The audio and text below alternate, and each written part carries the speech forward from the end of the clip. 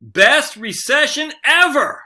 MAGAnomics in full effect, my friends. Inflation 1.7. Hold on just a second here. We got a dog going nuts. Wage growth 3.5%. Thus, real worker earnings 1.8%. A series of very strong internal economic evaluations today from the BLS. Hold on just a second.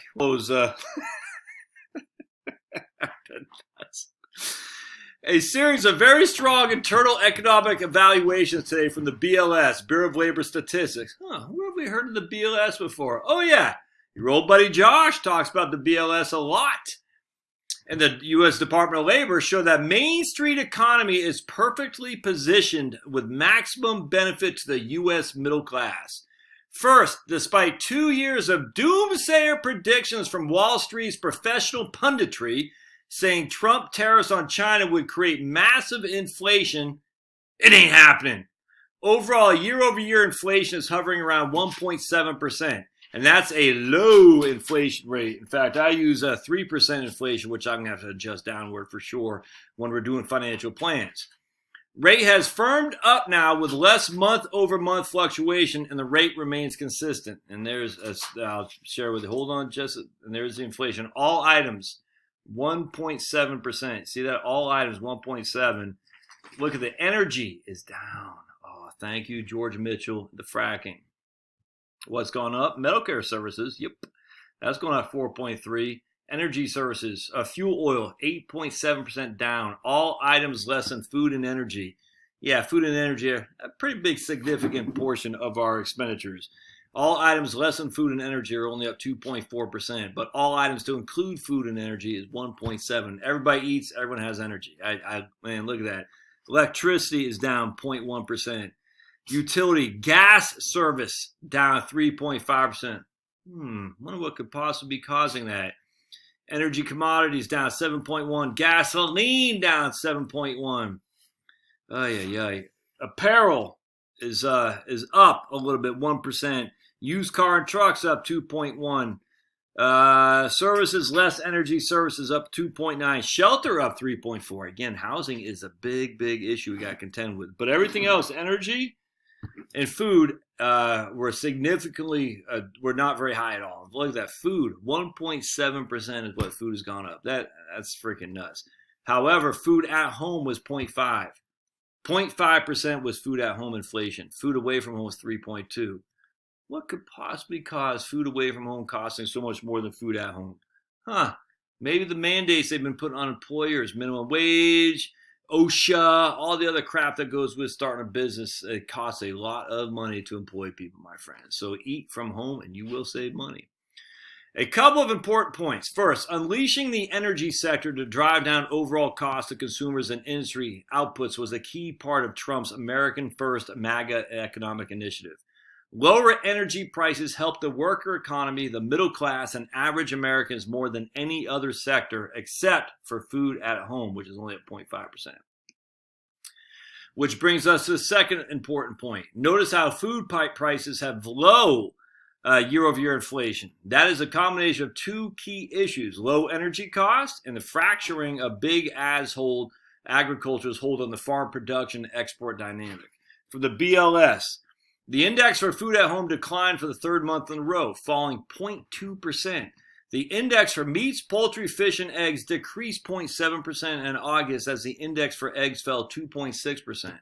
It's weird because a few years ago, I remember going to some breakfast burrito place, and they said they didn't have eggs. And so there's a huge run up in eggs, inflation in eggs because they didn't have enough produced. And I can't remember why that was. But anyway, interesting. Now we see the eggs falling 2.6%. The index for fruits and vegetables, which rose in July, fell 0.5% in August. The index for fresh fruits declined by 1.4%, but the index for fresh vegetables rose 0.4%. For the past 20 years, food prices have been increasingly controlled by big ag, not by normal supply and demand. The commodity market became a controlled market. U.S. food outputs, farm production, was controlled and exported to keep the U.S. consumer paying optimal prices. Reminds me of the Great Depression. President Trump's trade reset is disrupting this process. As foreign products are less exported, the cost of the food in our own supermarkets becomes reconnected to a more normal supply and demand cycle. Food prices drop and our pantry costs are lowered. Lower gas prices, energy prices, and lower food prices again provide greatest benefit to the U.S. middle class. More MAGAnomics at work. It is critical to understand this dynamic because there are currently political candidates like Elizabeth Warren who are openly stating, as a policy matter, they intend to stop this middle class price benefit.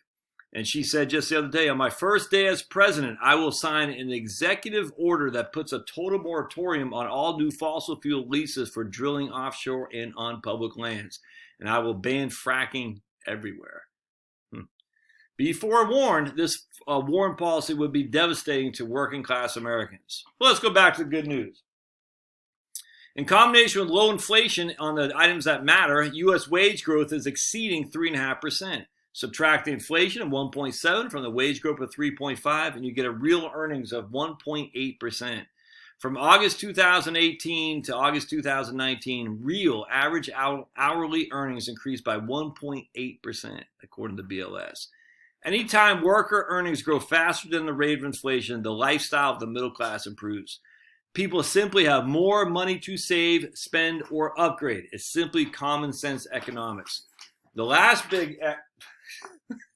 You gotta see this dog over here. He's nuts. The last big of extra good news on the internal U.S. economy, not Wall Street, comes from the number of people who no longer need unemployment benefits. The DOL, Department of Labor, said that fewer people today are claiming unemployment. As Reuters noted, data on Thursday showed the number of Americans filing application for unemployment benefits dropped to a 5-month low last week, suggesting the labor market remains healthy, which should continue to underpin consumer spending. Consumer spending, what could that possibly mean? Oh, Main Street USA is in excellent economic shape. Low unemployment and more workers coming back to the labor force and more in the last 15 years. We have low inflation and very low inflation on the sectors that matter most to Main Street America. We have high wage growth that continues to climb, and we have increased disposable income that allows U.S. workers and consumers to purchase goods and services. The U.S. economy is 2/3 driven by U.S. internal consumer demand. The U.S. consumers are confident and they are spending. This means the U.S. economy is strong and all the underlying data shows it's only getting better. Because the U.S. economy is self-sustaining and self-fulfilling, all the negative Wall Street multinational impacts are not generally felt in the day-to-day Main Street economy. Jobs strong, wages strong, inflation low, disposable income growing, consumer confidence strong, consumer spending strong, etc., etc., etc. And keep this in mind, this is all happening before the super few of the new trade agreements hit the economy. The rocket hasn't even begun to start boosting it. As a consequence, this is the bigly and best recession ever. And there's a Trumpster. he's laughing all you saying, it's a recession. We're all gonna die. Love it, man. Look, I love this stuff. I love it. This is the stuff that the left and the right, the Bernie Sanders types of left, not the crazy. I mean, look, I get the Bernie Sanders is going off the thing here. Elizabeth Warren, I get it. But there are people on the left, the old populist left, who are still out there. And Trump's appealing to them because he's like, look, screw freaking Wall Street. I want companies that produce for our own American citizens. If our American citizens have access to goods and services, we have 350 million people in this country. We don't need all these other exports coming in to export. We don't need all that. We can do it right here. Now, free trade is a good thing as long as it's free. But if it's not free, we're going to have a guest over here in just a second. Wait, if you stay to the end, there's a guest. He got on my... Hi, buddy. Look, he got up on the table. He's on my table. He said, I want to be part of the video. Oh, for the love of me. Anyway, this is the best recession ever. And I for one could not be happier. I love it. Now, I will say, I was talking to a guy today, and he and I both think along the lines of, we were very nervous during the first year of Obama, for sure. And both of us got out of the market because we let politics dictate our investing. Should never have done that, but we did. And we both admitted to it. We both said we lost out.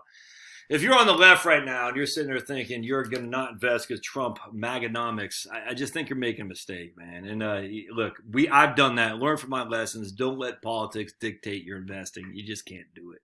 Companies are going to adapt. They want to make money, and they're going to do so in the most capitalistic, not a free laissez-faire as much as I wish it were, but they're going to do it the best economy that there is in the world, and that's right here in the good old US of A. All right, we'll see you next time.